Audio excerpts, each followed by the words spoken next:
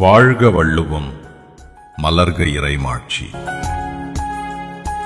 தலைவன் தலைவிக்கு மிக இனிமை தருவது, காற்று கூட இடையில் நுழைய முடியாத அளவுக்கு இருவரும் இறுகத் தழுவி மகிழ்வதாகும்.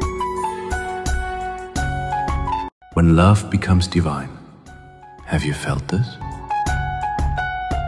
The truest bliss of love is when two souls hold each other so close, so tender, that even the breath of wind cannot slip between them.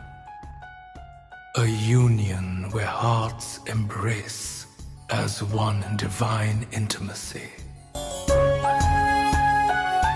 வாழ்க வள்ளுவம், வளர்க ஆன்ம ஒளி.